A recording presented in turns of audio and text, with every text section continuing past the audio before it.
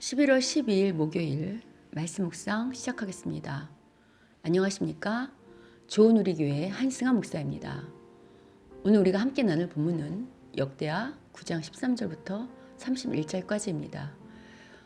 오늘 본문은 솔로몬의 부귀와 지혜 그리고 그가 누렸던 모든 영화를 묘사하면서 솔로몬의 이야기를 마무리하고 있습니다. 역대기에서요, 솔로몬의 실책은 전혀 언급하지 않습니다. 오히려 솔로몬의 이야기를 마무리하는 오늘 본문까지도 솔로몬이 누린 부귀 영화만 언급합니다. 그 이유는요, 거듭 말씀드렸지만 바벨론 포로에서 돌아온 그 재건 세대인 그 이스라엘 백성에게 재건의 원동력이 하나님께 있음을 강조하기 위해서입니다. 오늘 본문을 통해서 역대기 저자는요, 신실하게 약속을 지키신 하나님을 다시 한번 강조합니다. 일단 솔로몬이 누렸던 부귀 영화는요, 역대기 1장에서 하나님이 보시기에 좋은 지혜를 구했던 그 솔로몬에게 하나님께서 모든 것을 주시겠다고 약속했었잖아요. 그 약속을 실제로 하나님께서 이행하고 계셨음을 말하고 있죠. 아울러 솔로몬의 아버지인 다윗에게 하셨던 네 집을 견고케 하시겠다는 약속의 성취인 것도 말하고 있습니다.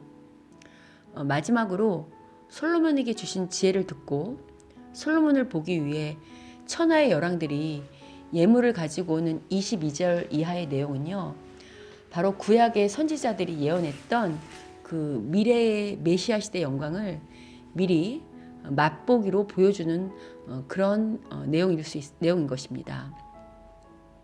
하나님께서는 이사야 선지서를 통해서도요, 종말이 오면, 그러니까 메시아 시대가 오면 온 천하 열방이 하나님의 말씀을 듣기 위해 예루살렘으로 올 것을 예언하셨었죠. 역대기 저자는 바벨론 포로에서 돌아온 재건 세대가 다시 신앙을 회복할 때 솔로몬이 누렸던 영광뿐만 아니라요, 하나님께서 선지서에 약속하셨던 그 이스라엘이 열방 위에 우뚝 설 것이라는 그 희망의 메시지를 지금 선포하고 있는 셈입니다. 오늘 본문은 무엇보다요, 먼저 하나님 나라와 의를 구하는 자들에게 어떤 축복이 임하는지 잘 보여주고 있습니다. 오늘 본문이 강조하는 것은 솔로몬이 누렸던 지혜나 부귀 영화가 아닙니다. 솔로몬에게 그러한 지혜와 부귀 영화를 주신 하나님을 강조하고 그 하나님에 대한 충성을 강조하고 있는 거죠. 하나님께 신실할 때 이런 축복들은 따라오는 것이라고 말하는 것입니다.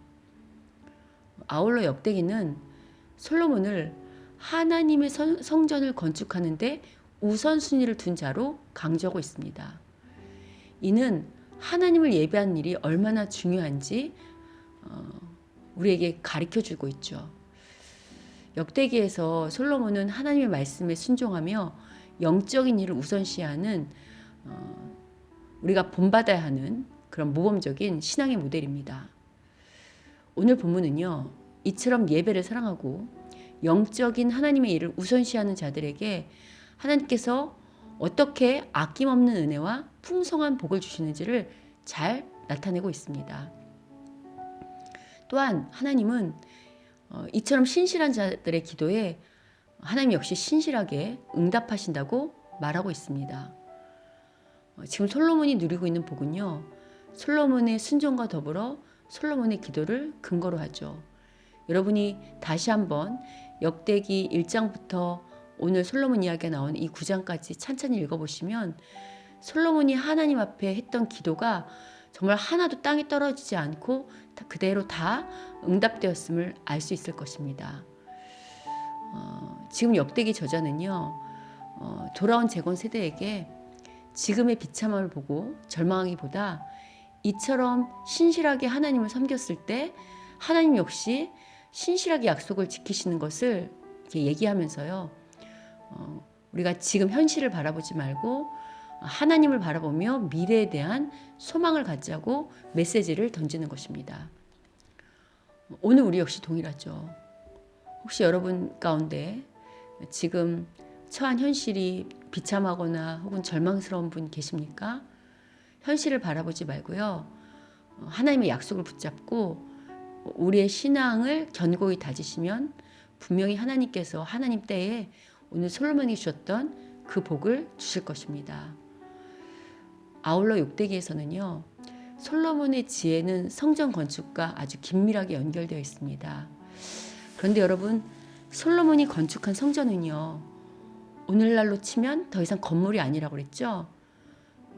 구약의 성전은 오늘날 우리 하나님을 믿는 나 자신일 뿐만 아니라 우리 믿는 한 사람 한 사람이 모인 교회 공동체입니다. 여러분 거듭 말씀드리지만요. 성경이 말하는 구원은 결단코 개인 구원이 아닙니다. 공동체적입니다. 하나님께서 우리 한 사람 한 사람을 사랑하신다는 말은요. 결국은 교회 공동체를 사랑하신다는 말 아닙니까? 그래서 여러분 하나님이 가장 사랑하시는 공동체가 바로 교회입니다. 교회사를 공부해 보신 분들은 아시겠지만요. 세계 역사는요.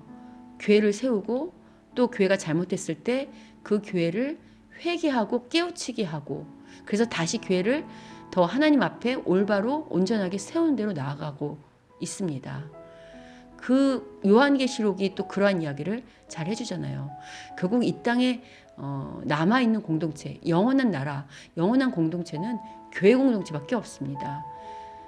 하나님 나라밖에 없다는 이야기가 결론 하나님 나라라는 게 눈에 보이는 어떤 공간을 말하는 게 아니고 우리 사람들을 말하는 거잖아요. 믿는 사람들.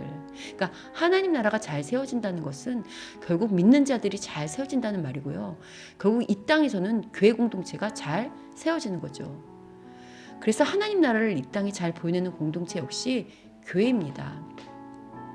그러므로 여러분 오늘 솔로몬이 이 솔로몬의 축복을 이해하기는 역대하가 솔로몬이 먼저 성전을 하나님을 사랑해서 성전을 건축했고 또 그 성전에서 예배를 잘 드리고 순종함으로 복을 받았다는 그 말은요.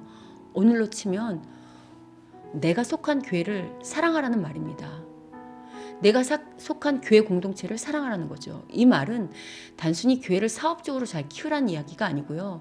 우리 교회 성도 한 사람 한 사람을 진심으로 사랑하고 교회 성도 한 사람 한 사람을 잘 세우기 위해서 교회가 그런 대로 나아가야 한다는 것이고요.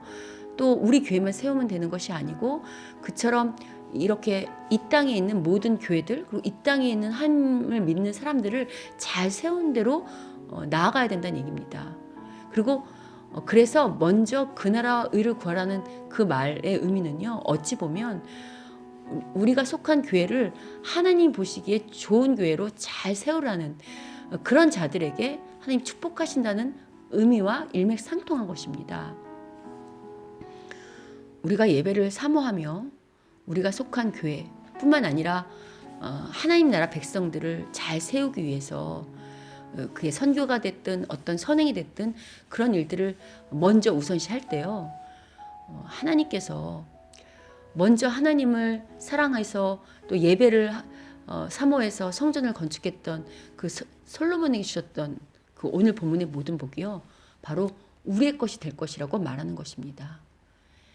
실제로 교회를 잘 세워 복받은 사람들의 예를 우리 주위에서도 얼마든지 찾을 수 있지 않습니까?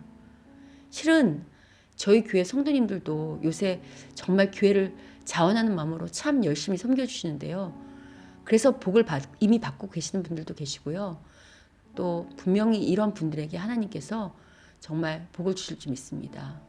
왜냐하면 저처럼 부족한 목사도 교회를 사랑하고 정말 사람을 사랑하고 믿는 자들을 세우려고 교회 구성원 한 사람 한 사람을 사랑하며 헌신하는 그런 성도들을 볼 때요.